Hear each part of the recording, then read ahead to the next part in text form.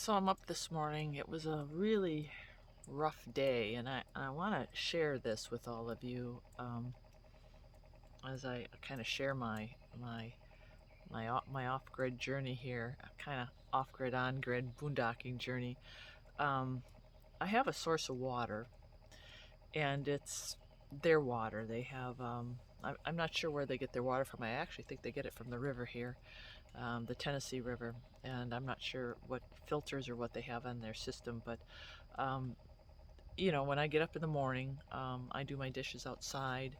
Um, I actually don't have a toilet in here, so I have a jar. This is the reality. I'm just going to share with you. I have a jar that I go to the bathroom in at night, so I can urinate, and then I come out here and I dump it, and I actually dump in the garden because urine is good for the garden. So I come out, and this is kind of my daily, my routine, and then I wash everything up over here. Well, yesterday it was really hot, and I kind of had a really rough day. So super dehydrated. I wasn't feeling. I was just super dehydrated. I couldn't get enough to drink. So what I ended up doing was I took some ice cubes and made a drink with just some orange juice and some strawberries, and then I drank a little bit out of the hose. I didn't eat all day. I only had I made myself 2 wraps with some sprouts and a garden spread that I'd made, so I really didn't eat. And this is like 4 hours after I had eaten. I was drinking, right? All of a sudden, after I drank all of this, I started getting more thirsty and more thirsty. And within 1 hour, my stomach just became very huge. And it reminded me of when I had Yersinia. It just became engorged. I couldn't put anything else in it, although I was so severely thirsty. And it kept getting bigger and bigger, and it wasn't filling up with air. It was just beyond bloated. Beyond bloated. Here I was, my tummy, it started getting big, and I don't have a big tummy. I don't know if you can see on the side here. I'm pretty flat. I'm pretty flat, but it was like this. And it was bad. I couldn't walk. It started pressing on my kidneys, and I began to realize that it's the water source here. So I ended up going in here. I usually keep a lot of different medicinal things, natural things to care for, when something happens. And I actually used, where is it? Right here, activated charcoal. So I have a lot of natural things, lavender and silver, colloidal, ultimate yuck, and I should have taken some of that. But anyway, what I ended up taking was activated charcoal.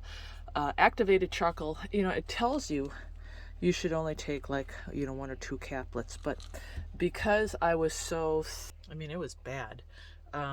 What you want to do is just take a lot of activated charcoal. So I ended up taking a lot of activated charcoal. And last night it was tough. Chris usually doesn't come over here to the camper, but he came over here to visit, and he prayed for me, and he's like, do we need to go somewhere? I'm like, no, we don't need to go anywhere. But he was concerned because he knew how bad I looked and how bad it was. But to make a long story short, I woke up this morning and I feel better. I'm definitely recovered. But the one thing I want to point out is water. This is my story about how deathly ill I got because of the water.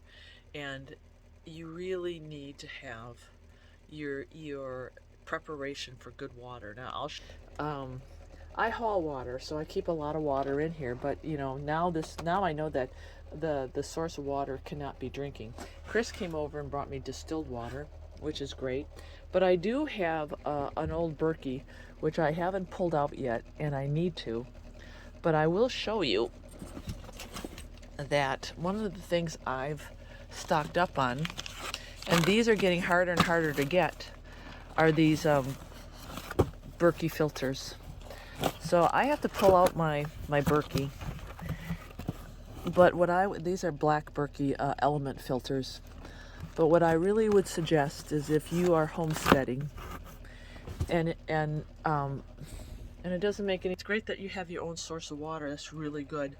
Get it tested, because they tested. Then Chris said, "Oh, I forgot to tell you, they just tested the water and it came back and there's stuff in it. There's stuff that we shouldn't be drinking." And I was like, "Oh, that's great." So I have a small Berkey. What you really need is one of those real big ones. I know they're very, very expensive, but especially for a family, you want to filter high volumes of water, because you should see all the water I go through. In fact, one day I'll do a video on how much water I actually go through in a day with just me, by doing dishes and showering. And I mean, it's crazy. And luckily we live in an area where there's a lot of water. But when I was in the Pacific Northwest, there's not a lot of water, so it's a concern. Now there's a lot of water, but not a lot of drinkable water here, so you have to consider that too. But I just wanted to upload this video and talk about my experience last night with being so sick. It was the water. And when you're looking at being self-sustainable, you need to have backup plans with water. So get yourself a Berkey water filter. Have a way to treat your water. If you're using well water or any other source of water, just make sure you get it tested. And you can actually stock up on water too, drinking water.